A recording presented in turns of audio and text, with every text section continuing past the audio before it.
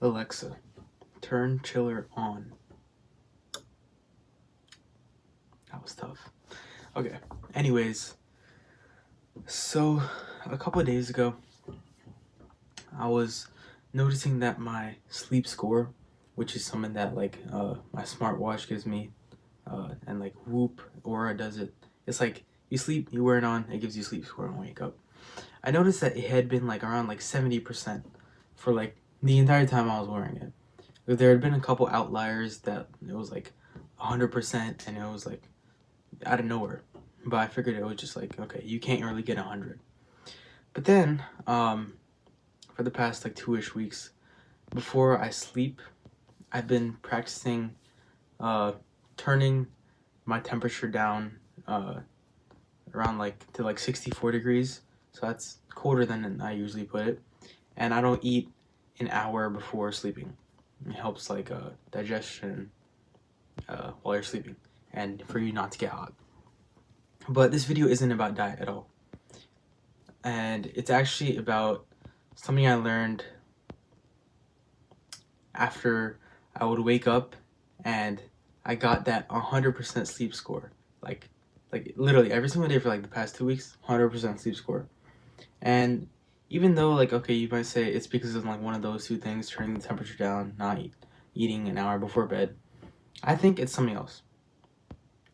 I think it's how I've been conducting my life and my schedule recently. Now, if you knew me when I started this channel, if you've been watching for a long time, you'd know that I used to live a very structured life.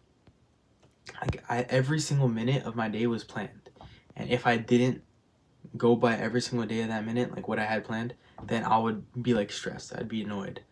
But if I did finish it, I'd be happy and okay, like cool. I did it all. I'd be content. I go to sleep, do it again the next day. But that led to burnout.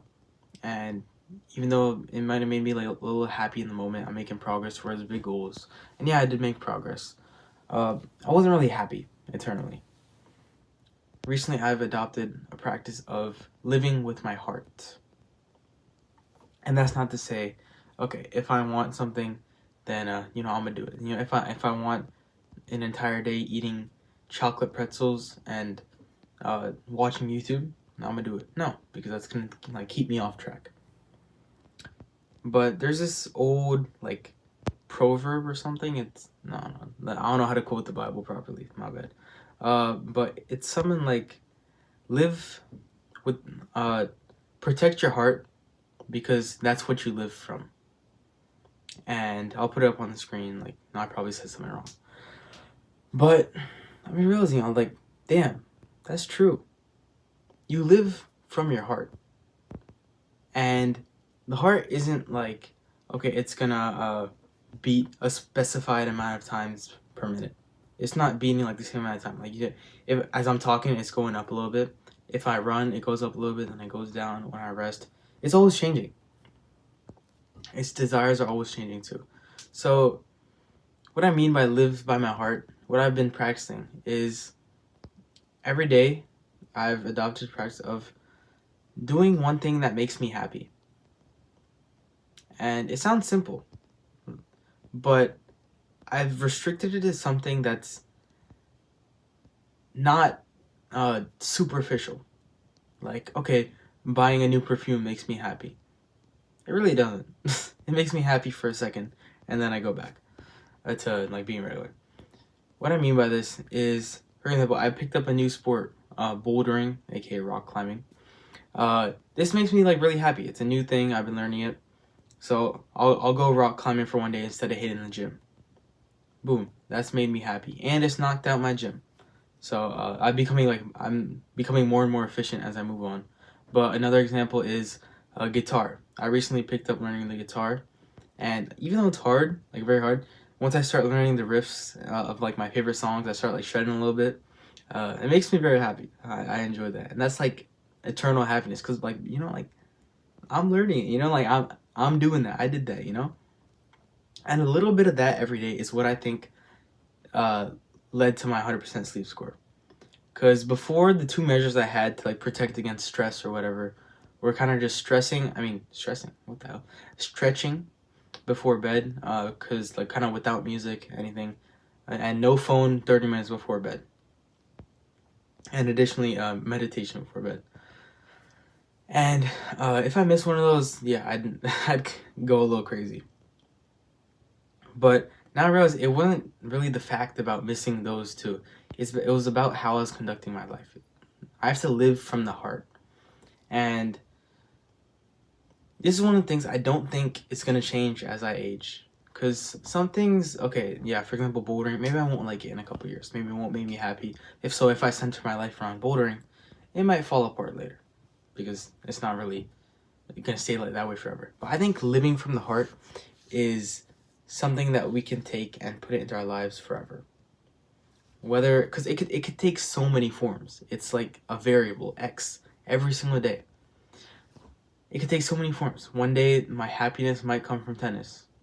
Another day, it might come from bouldering. Another day, it might come from, like, journaling and, like, yapping about, like, random stuff. Like, it really comes from anything.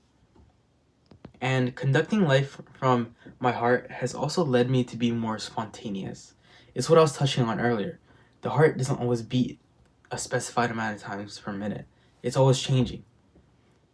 And living with my heart has caused me to be more spontaneous. When my friends say, like last minute, it's like, yo, you wanna go pull up to this party? Why not? It's a random thing. Obviously, sometimes I'll say no. I'm not saying to always say yes. So be a little spontaneous. And a really cool example of that is today, actually. I was at the bouldering gym. I was rock climbing that. And I saw someone with like this really cool Iron Man mask. So I was like to my friend, I was like, bro, let's go like check it out. Like it looks so cool. I want to ask the person about it.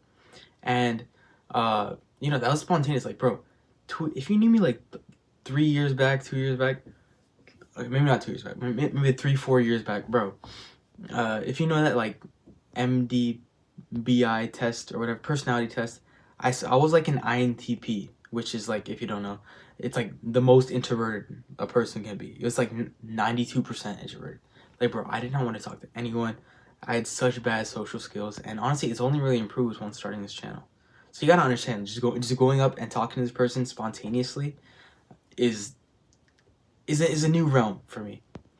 I've gotten better at that over the years of developing, and I'm sure this act of spontaneity will only increase my social skills more. So anyways, we went to go ask the person, and turns out it was like an Iron Man thing, and she had a button, and it would like it like moved, like it was so cool. It had like motors in it, and it had like the flashing like lights from the eyes.